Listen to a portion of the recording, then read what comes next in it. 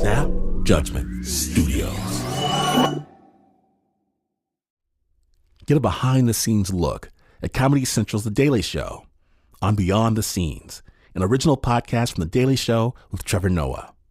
Every week, host Roy Wood Jr. goes deeper with notable guests and experts from the Emmy Award-winning series, and together they use comedy to tackle current topics, from gentrification to gun laws, and take a closer look at how and why these topics matter. Listen to Beyond the Scenes from The Daily Show with Trevor Noah on the iHeartRadio app, Apple Podcast, or wherever you get your podcasts. New episodes every Tuesday. Attention shoppers, we now have taste in the bread aisle. Dave's Killer Bread, that's right. An organic bread that's no longer a sedative for your taste buds. Dave's Killer Bread is on a mission to make the most of the loaf, to rid the world of GMOs, high fructose corn syrup, and artificial ingredients, and plant the seeds of good in all that they bake. Killer taste, killer texture, always organic. Dave's Killer Bread. Bread amplified.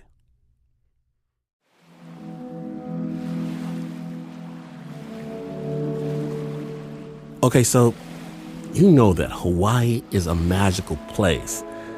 People go to Hawaii for fun, for rest, relaxation. Others have lived there for generations. In Hawaii, people freely toss around the word paradise without even a touch of irony. But on January 13th, 2018, at exactly 8:07 a.m., one text message unified everyone on the island in panic. From Snap Judgment's underground lair, this is a very special presentation for us snappers. We're calling it, This Is Not a Drill. It's a little bit different than what we normally do, but I know you're going to dig it. We begin in Pearl Harbor. In fact, at the Pearl Harbor Memorial, where Brian Rowe was in line waiting to see some history, not realizing he'd be living some history himself. Snap Judgment. Sensitive listeners should note, this story does contain graphic imagery.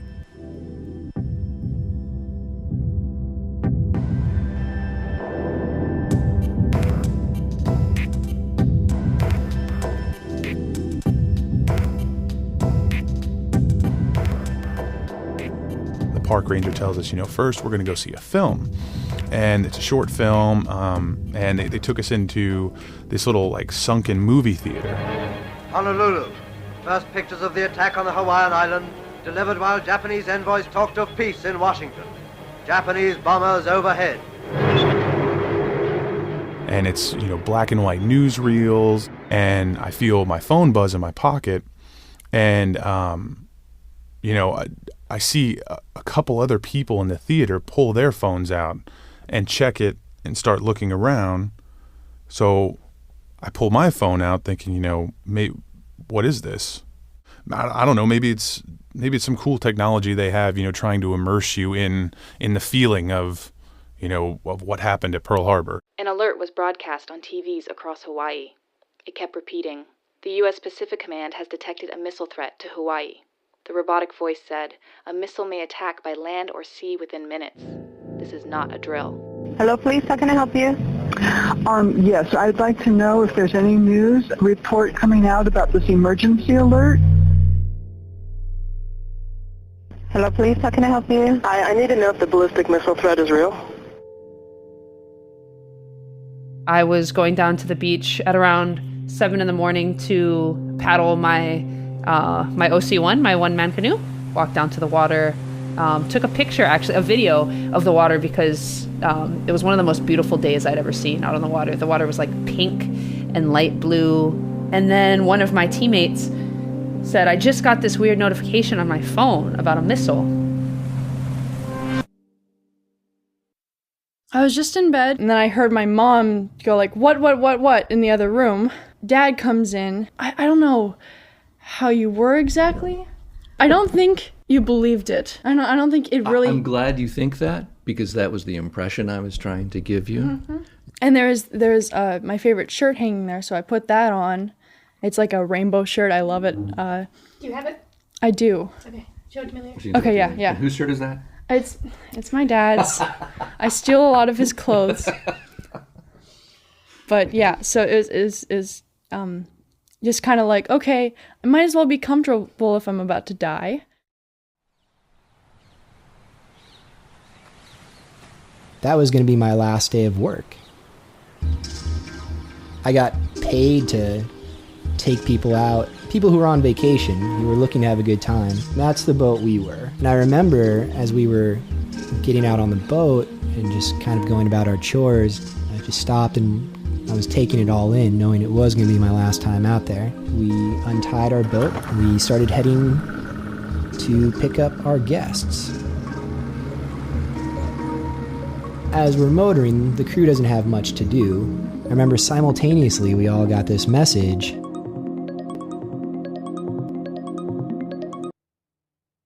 I just dropped my daughter off at the airport, and I was heading back to get pick up breakfast for the meeting for everybody.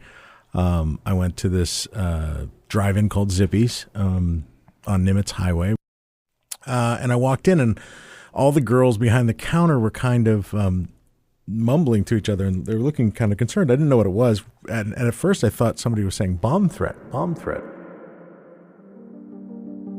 We had gotten up, we'd made our breakfast, we were going to go look for shells on the beach and just look forward to a really nice day. And as we were on our way to the beach, my cell phone went off with this warning. On TV, the emergency alert continued. It said a missile may attack by land or sea within minutes. It said this is not a drill. We just looked at each other, my boyfriend and I, and we decided, well, there's no place to hide. And we went ahead and went on to the beach. And within a few minutes, he just started throwing up and just throwing up. And he thought getting in the water might help. So he got in the water, splashed the ocean on you, to cool you off. He just kept getting sicker and sicker. And he says, we need to go somewhere. I need to get help. And so I tried 911, and there was no way to get through 911. It was busy, busy, busy. 911, police, fire ambulance. Neither one. I want to know about this alert that came over, and I called 6 times 911, and no one answered at all. No one at 911 answered. The alert warned, if you are indoors, stay indoors. It said, a missile may impact on land or sea within minutes. This is not a drill.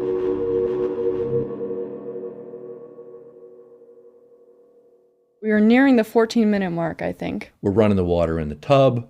We have medical supplies. We have battery. So, we're all sitting in this really tiny, narrow bathroom, holding each other's hands and stuff like that. And just, crying, really. That was the big moment. And it's not the awareness of death that comes from a loved one passing away. It's the awareness of death that comes from facing your own death as a very real possibility. It was kind of empty feeling for me. Really strange. It was like suddenly there was nothing there anymore, I guess. I didn't really understand the gravity of the situation until Dad started freaking out, I think. And I do work for the Department of Defense in countermeasure development, antidotes for biological weapons. Yes, I would say I'm probably more aware than the typical Hawaii resident of what the nuclear threats were.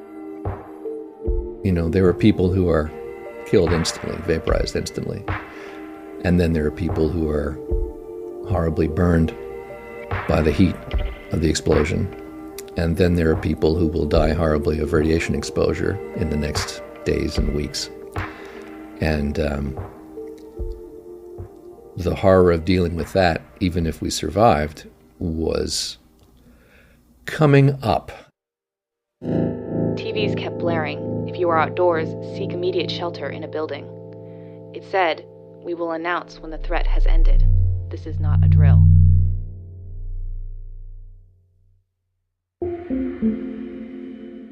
The moment was just terrifying. All of it was under the stopwatch of time.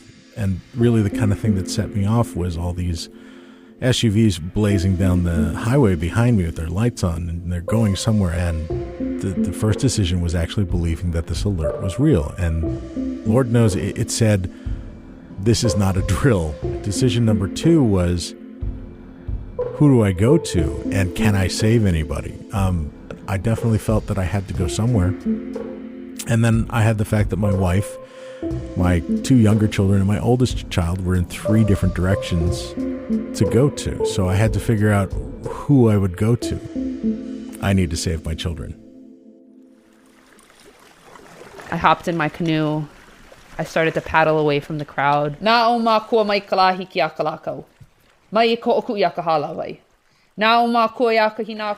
began a chant that I was taught as a child called Na'omakua Nunului Kalani, Ka Holoi Kalani, E no na pula pula o ko o Hawaii. That asks all these ancestors and gods and spirits to come and join me on this journey and ask them to grant me knowledge and understanding and strength and to protect me.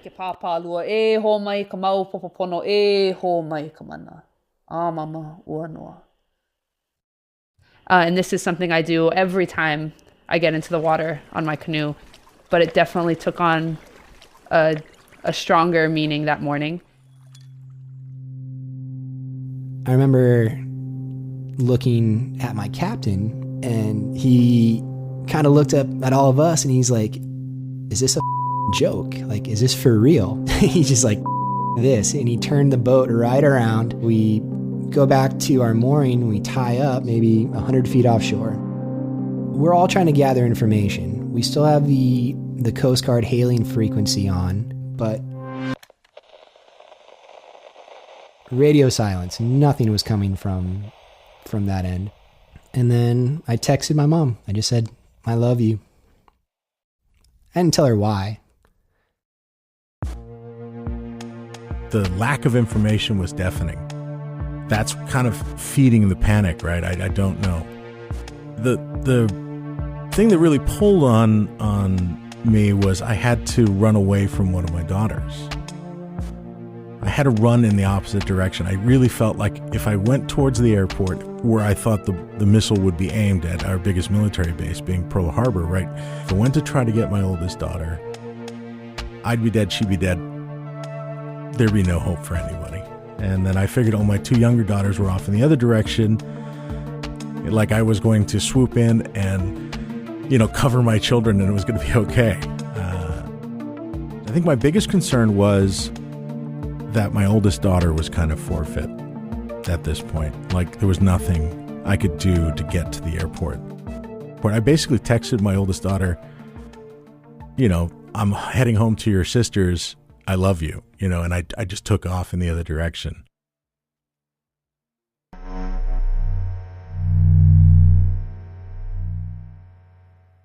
We jumped out of bed at the same time.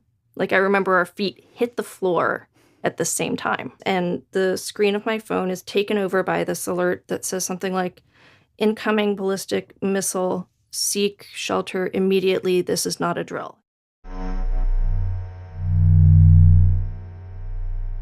And Katie immediately went into full-on Batman mode. Zero skepticism. She said, oh no, we have 15 minutes at most. She then grabbed exactly what we needed, said, come on, we need to get to the house and wake up the parents. And we just took off running. And still, the alert continued. Remain indoors, well away from windows.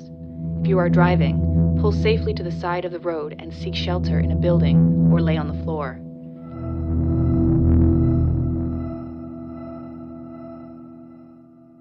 So I open it and I look at it and say, oh, no way. This is not real.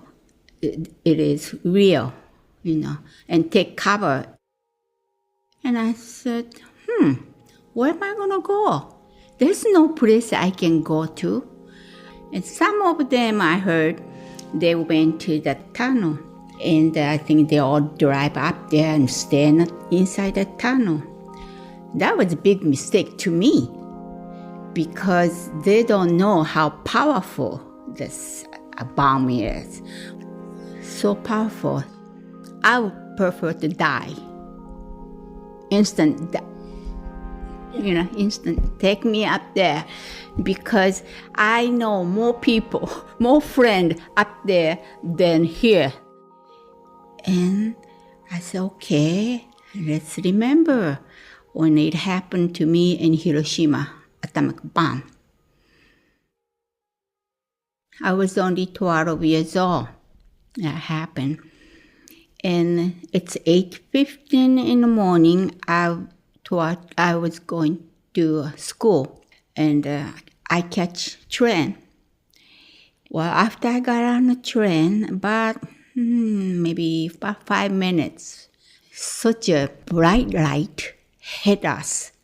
Big mushroom cloud, and we don't know what's going on. What's that? So everybody gets panicked. So the doors are open, so we all jump off. Then after we jump off, my girlfriend says, "Oh, it's sore. Look at my arm is sore." And I look at it, it's all burned. Her skin just peeling off. We saw that a lot of people coming out from city. And look like they're all burned. You cannot tell it's men or women. Skins all peeling off her face, arms. Half the clothes is all burned, and they all coming this way. I thought, oh gee, I'm in hell or what? It was terrible because we don't know what's going on, and no more house. My mother never come back. From next day, we all have to go out to the city, try to find Mom. We'll walk all day looking for her. Day after day, we just walking, trying to find her. But we never did find her.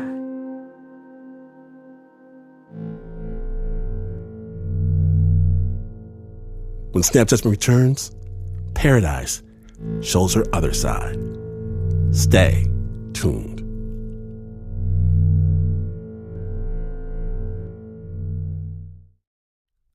Using Talkspace feels a little like having a mental health professional in your pocket. Talkspace offers both therapy and psychiatry, and being able to reach out to a provider anytime, anywhere, makes addressing mental health super easy, and getting started is the most important part. As a listener of this podcast, you'll get $100 off your first month with Talkspace. To match with a licensed therapist today, go to Talkspace.com. Make sure to use the code JUDGMENT to get $100 off your first month and show your support for the show. That's JUDGMENT and Talkspace.com. Welcome back to Snap Judgment, the This Is Not a Drill special. On January 13th, 2018, at exactly 8:07 in the morning, one text message pushed the state of Hawaii into a state of emergency. And on TV, the alert continued to sound. It said, "A missile may impact on land or sea within minutes. This is not a drill."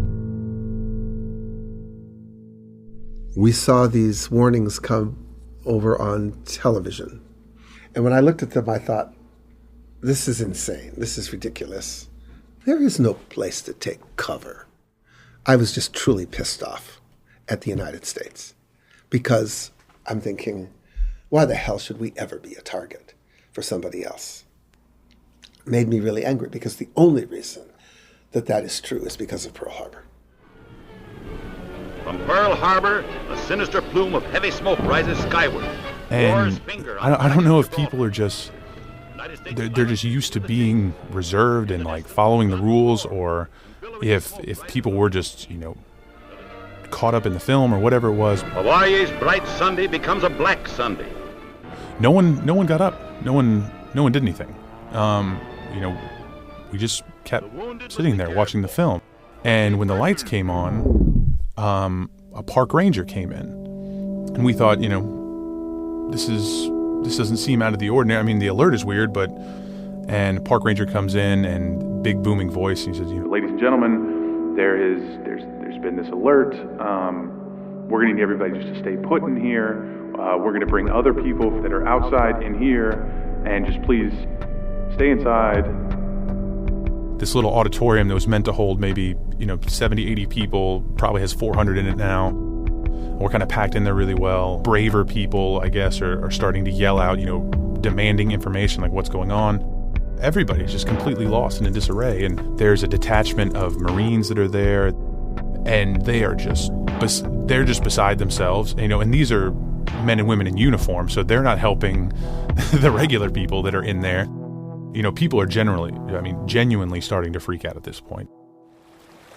This is the reality we live in as Hawaiians living in Hawaii, that we are constantly under threat. But I've always felt really safe in the ocean. And I remember being out there and just looking back on the mountains, and you can just see the entire Ko'olau mountain range. And I remember looking at those mountains and thinking, like, okay, a missile could be coming at this moment. And I felt at peace. I don't believe I'm supposed to outlive these islands. As a Hawaiian, we understand this, I think, in our bodies. If these mountains were to be destroyed by a nuclear attack, then I would want to be destroyed with it. I was kind of just pushing my little Honda Fit as fast as I could get it to go between stoplights, and still strangely stopping for stoplights. Some little voice in my head was saying, you're never going to make it home. Kind of this terror driving, I'm not going to make it home. Where are my kids? I'm not going to make it to my kids. And I just hammer the pedal and just take off again till I get to the next light. I definitely felt powerless. It was definitely a futile drive. It was a futile moment of time that I was just trying to do anything I could possibly do. Things were moving in slow motion while I was driving. The cars going behind me with their sirens and lights on. It felt like I just saw it in the review mirror in slow motion. Everything just seemed to be very, like nobody else was moving. It felt like the world was frozen around me. So time was slippery that morning. I had to make a choice that people don't have to make in life. Like, not too many people have to mentally make a choice between their children.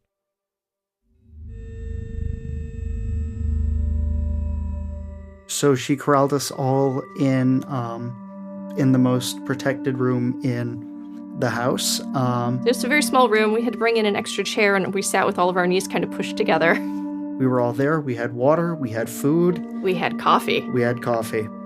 And then we sat and, we kind of stared at each other for a few minutes and kind of went around. And I don't remember who said it first. It might have been me, but I was just like, I'm really glad.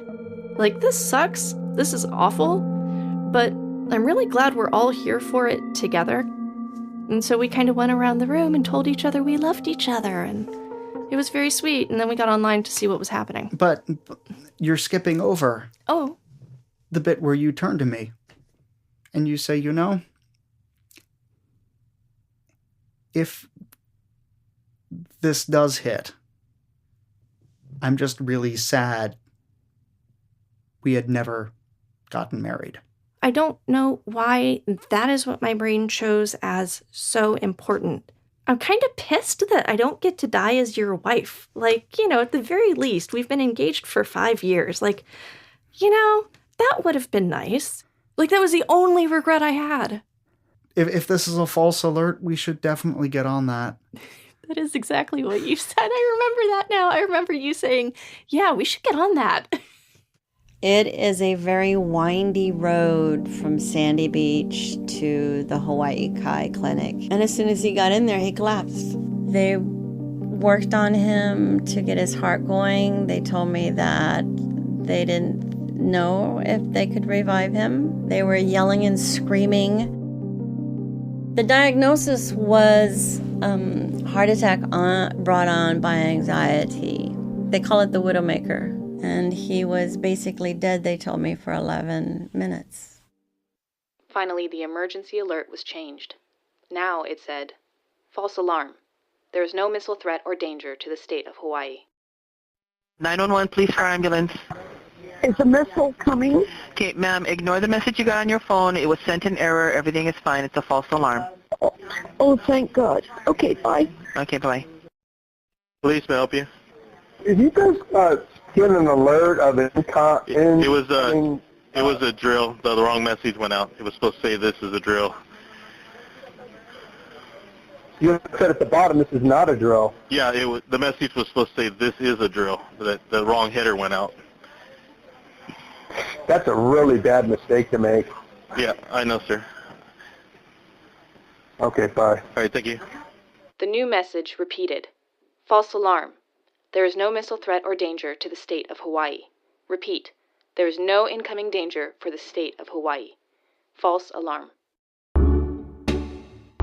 So yeah, I saw the official all clear on my phone. It was like, all right, good. I am glad that's over. Now I'm going to be, very angry and very sad at the same time and not really understand why. We keep planning on, setting the date, planning the party, putting together the guest list. And one of the things we do is we either refer to each other as, as spouses, or we call each other partner. Because when you say fiancé, the first question everyone says is, oh, when's the wedding date? And it's like, I don't know. We waited a few days and we were like, should we actually set a date? Yeah, I think we should. Okay, yeah. How long? I don't know. I think these things are supposed to be like 8 months to 18 months. I don't know if I want to wait a year and a half. And then it was like, okay, so where should it be? This is a conversation we have had before. Like every 3 months for the last, gonna be 6 years in October. Right. Oh my God, 6 years. Right, yeah. Sorry. So it went from the clarity of, yes, we must do this. How has it taken so long to, oh, right, this is why it's taken so long. I just pulled over, and that's when all the emotions of the decisions kind of came to me. The fact that I had written off my oldest daughter, the fact that I believed I couldn't save my 2 younger children, the fact that I had to kind of ignore my wife, and I kind of just broke down. I actually just cried. I pulled over on the side of the road, and I just kind of welled up and cried. The kind of cry like you don't want anybody to see. After I'd sat and I kind of cried my eyes out, here's the text I actually sent to my wife. It said, I hope you were oblivious to this morning's terror. I do love you. We canceled all our plans for the day. Yeah, we just stayed together that day. We did go get malasadas. They're a Portuguese donut covered with sugar. It's really good. It's a real treat here. And so we go out and get that. And we're just like, it's so weird being out in the world after it happened. I remember seeing people just like laughing. Mm-hmm. I was just trying to take in as much as I could. All of a sudden, we've done that drive a million times. I was just like looking at everything. There are trees in the center. I was just trying to remember those trees. I think the thing about the donut run that I recall is I see the light again. The way the light in Hawaii, the angle of the light during the day, and the way it hits the leaves, and the way it shines over the mountains, and the way it reflects off the water is different from anywhere else I've ever been. And I saw it again that afternoon. It's a beautiful day. You could just see like all the tension that we were holding in just kind of lets itself go. And we're all just kind of high-fiving and screaming like, yeah, we're not going to die today. Like, it's pretty cool. And then we all realize like, hey, we don't have to go to work either. Like, we got the whole day off now. Like, everything in life seems so sweet, and like everything had this gold hue to it.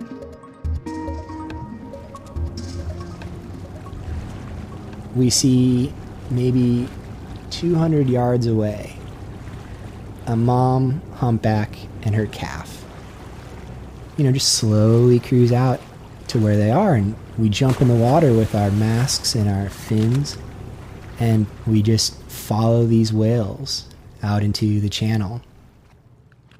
And so we follow the whales, which is much harder to do as a human. It was humbling. It was humbling to be in the water next to something so magnificent. We got as close as 10 feet away from them, diving down and being on the same level as the whale. So not looking down at them from the surface, but actually being eye to eye with them underwater. If you haven't ever heard a whale before, it's kind of a high-pitched squeak is the best word that comes to mind right now. It's not unpleasant at all. It's not harsh on the ears, but you're underwater, so the sound is just carrying and reverberating. So you're immersed in it. It's the sound is all around you and going through you as well. And we're just beside ourselves. We can't even process what's going on, from going to think that the world is ending to sharing the coolest experience that any of us had ever had. Both of those experiences stripped everything away and reveal the rawness of life. I think I could honestly do with remembering that day a little more often. It puts life into a clearer perspective. Life ain't that bad, It could get a lot worse real quick. I do get emotional about this. This place, Hawaii, these islands, there really is actually a spirit here. That anyone who has ever come here and decided, I don't want to live anywhere else, they know what this place is about. What might happen to all of these beautiful places, these hills, these pools, the ocean, all of this turned into some kind of radioactive heap, really pissed me off. I've never seen a bartender busier at, 10 a.m. on a Sunday. I mean, everybody that was there everybody ordered, 4 of everything, the extra large, margarita or Mai Tai, put an extra shot of rum in. I mean, everybody was just a buzz. Everybody was just happy as can be. I mean, I think the waiters probably made the most in tips they've ever made that day. I mean, everybody was really just giddy as can be. Our waitress had no idea any of it happened. She had rolled out of bed maybe an hour before and come into work. And she's like, yeah, I mean, it's such a crazy day. And we're like, you don't know what happened? She goes, oh, no, I lost my phone a couple days ago, so I just came into work. I haven't really caught up on anything. What's going on? It is hurt. I mean, you cry. You cannot cry enough. Really, I don't want nobody to experience what I experienced. So I said, okay, I don't want to go through all that again. So I'm going back to bed. I would prefer to die. So I went to sleep.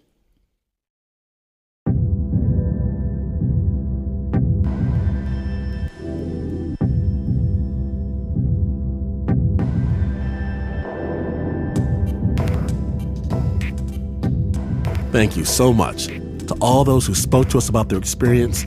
Special thanks to Brian Rowe, Jonathan and Jamaica Osorio, Katie and Basil, Sean T.C. O'Malley and Ruby J.A. O'Malley, Jessica Lagnato, to Noah Tom and Sarah Kaylani, Donna Blanchard, Mitsuko Heidke, everyone at the Offshore Podcast and the Queen Kapiolani Hotel in Waikiki.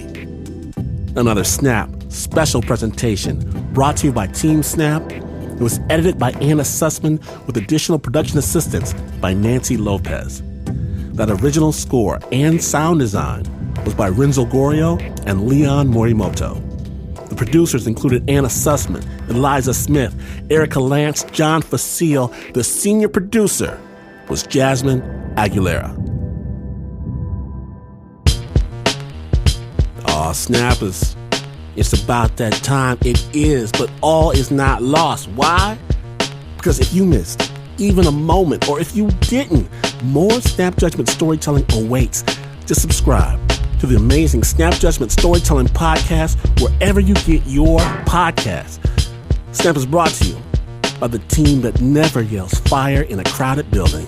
Show some love to the Uber producer, Mr. Mark Ristich, Mr. Safety himself, Pat Mesiti-Miller, Anna, the fire captain Sussman, Nancy the hall monitor Lopez, smoke detector Renzo Gorrio, Eliza, pet wrangler Smith, crossing guard Adiza Egan, armed guard Liz Mack, Leon, lifeguard Morimoto, Tail, technical supervisor Ducat, Jazmin, lockdown Aguilera.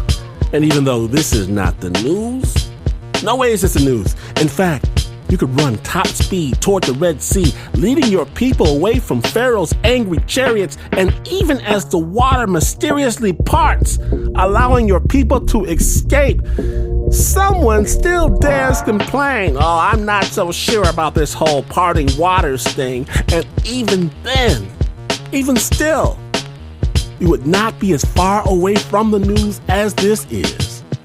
But this is PTSD.